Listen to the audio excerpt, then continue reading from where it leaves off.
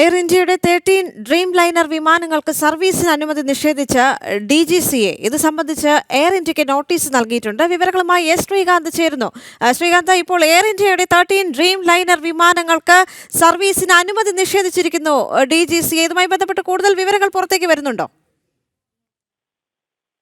നിലവിൽ ഈ അഹമ്മദാബാദ് വിമാന ദുരന്തത്തിന് തൊട്ടു പിന്നാലെ ഡ്രീം ലൈനർ വിമാനങ്ങളുടെ കാര്യത്തിൽ ചില ആശങ്കകൾ നിലനിന്നിരുന്നു.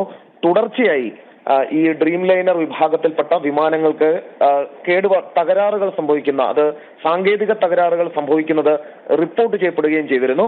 തൊട്ടു പിന്നാലെയാണ് ഇപ്പോൾ DGCA ഇടപെടൽ നടത്തിയിട്ടുള്ളത്.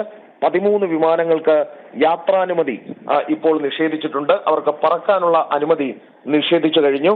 DGCA ഇത് സംബന്ധിച്ച് എയർ ഇന്ത്യക്ക് നോട്ടീസും നൽകിയിരിക്കുന്നു. ഈ ഡ്രീം ലൈനർ വിഭാഗത്തിൽപ്പെട്ട വിമാനങ്ങൾക്ക് സാങ്കേതിക തകരാറുണ്ട് എന്ന തരത്തിൽ വലിയ തോതിൽ വാർത്തകൾ ഈ അടുത്തിടെ തന്നെ പുറത്തു വന്നുകൊണ്ടിരിക്കുകയാണ്. ഒരുപക്ഷെ അത് സംബന്ധിച്ച് എയർ ഇന്ത്യ ഇനി മറുപടി നൽകണം. ആ മറുപടി തൃപ്തികരമാണെങ്കിൽ മാത്രമേ തുടർന്ന് ഇത് സർവീസ് നടത്തുന്നതിനുള്ള അനുമതി ലഭിക്കുകയുള്ളൂ. വ്യാപക പരാതി ഉയരുന്ന പശ്ചാത്തലത്തിലാണ് കടുത്ത നടപടിയിലേക്ക് DGCAക്ക് പോകേണ്ടി വന്നത്. ശരി, എന്തായാലും എയർ ഇന്ത്യയുടെ 13 ഡ്രീം ലൈനർ വിമാനങ്ങൾക്കാണ് ഇപ്പോൾ സർവീസിന് DGCA അനുമതി നിഷേധിച്ചിരിക്കുന്നത്. നിരന്തരമായുള്ള അപകടങ്ങൾ അല്ലെങ്കിൽ തകരാറുകൾ ഈ വിമാനങ്ങൾക്കുണ്ട് എന്ന കണ്ടെത്തലിനെ തുടർന്നാണ് ഇത്തരത്തിൽ ഒരു അനുമതി നിഷേധിച്ചുകൊണ്ട് നോട്ടീസ് നൽകിയിരിക്കുന്നത്. എസ് ശ്രീകാന്താണ് ഡൽഹിയിൽ നിന്ന് കൂടുതൽ വിവരങ്ങൾ നൽകിയത്.